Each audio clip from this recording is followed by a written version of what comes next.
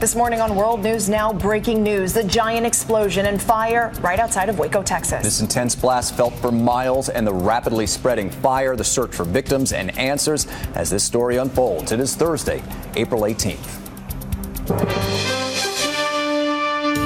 From ABC News, this is World News Now with John Muller and Diana Perez. Truly disastrous situation in West Texas unfolding right now. Hundreds, at least 100 injured. Fatalities confirmed. We don't have a specific number on that after this massive explosion at the fertilizer plant. That's right. There are a lot of injuries. There are possibly some deaths as well. And we want to get right to ABC's Steve Osinsami, who's about a quarter mile away from a football field that was turned into a triage center, essentially an emergency triage center. Steve, can you tell us what you see, what you hear? Yeah, I just left that triage center, and there were probably a good several hundred emergency personnel there, firefighters. There were nurses from all over the region who had come to help. There were doctors in the triage center. There were no patients when we arrived. All the serious patients had been flown to medical centers across Texas, burn centers in some instances. They tell us, though, they were standing by on the ready with more than a dozen ambulances there in the event that their search and rescue ends up being a rescue, and that they actually rescue people from these homes that have been crumbled and flattened by this explosion. I am a couple miles away from the explosion, from the plant where it exploded. I'm standing outside of a building, and I don't know if you can hear this, but this is the glass from that was shattered from the building here. There are many people here who have lost their homes, who are struggling to find a place to stay tonight because all of the hotels are filled. There are lots of people who are coming here to help. And we talked to some of those people today who told us that they could hear the explosion miles and miles away. Did it sound like a boom or?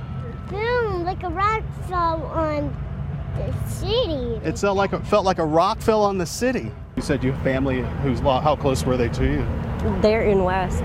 They're in West? Yes. Where are they now? They're at their folks' place. Yeah, there was family. Yeah. This is just crazy. It is, and it's a bad time of year. You know, everybody's getting ready to fertilize. Oh, really? Their crops. We're being told that there are hundreds of people who are hospitalized today. There's no sense of how many fatalities there are in this situation currently. No one we talked with gave us any estimate of that. We did hear that there were some firefighters who were injured, because what happened is the firefighters were dealing with a fire at the plant, and then the explosion happened afterwards. Steve, right now, can you talk about, is the actual search and rescue continuing? Has it even started? Because I know there were concerns about the toxicity of the air with ammonia compounds, which can be damaging to the eyes and to the respiratory system. Also, there's still a bit of a concern about a second fertilizer tank. Have they been able to get into these areas quite close to the plant? We can't see if they're actually in those areas now, but we've been told that they are searching, that search is continuing tonight. As far as toxicity in the air, we're not aware of anything, but I can tell you that the closer we get to the plant, you can feel the ash in the air on your skin as you get closer and closer to the plant. And who knows what's in that ash, but currently, we're not aware of anything, but that remains to be seen.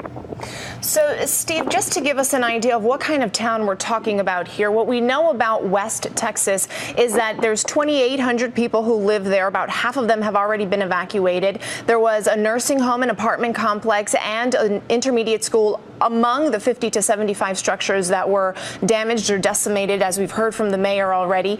Can you tell us a little bit more about this town?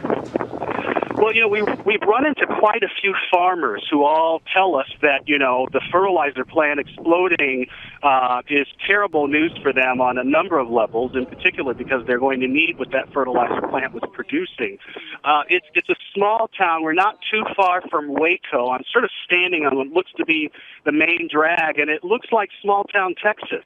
There's a railroad track sitting in front of me. And there are, a few businesses that are lining the street, an old corner drugstore. Right now, I don't know if you can hear it, but it's one of the owners of the businesses that It's the Ray's Electric and Plumbing who's actually, cleaning up the glass that was shattered. And this is far away from the explosion, but it was still strong enough. The impact of it was strong enough to break all of this glass. Steve, this is a town of volunteer firefighters. Even the mayor of the town is a volunteer firefighter. There was reports earlier about a lot of unconfirmed firefighters where they really couldn't track down where they were. Have you talked to any families who had that look in their eye, like they haven't heard from their loved ones yet? Have they told you anything? Well, we've heard some of those reports concerning firefighters as well, but we haven't really been able to confirm anything. We haven't gotten anything official that we can truly report, but there has been some concern about firefighters who were hurt in this explosion because it happened, of course, while they were there. Absolutely. Steve Osunsami, ABC News, thank you so much for that live report, and we'll check back.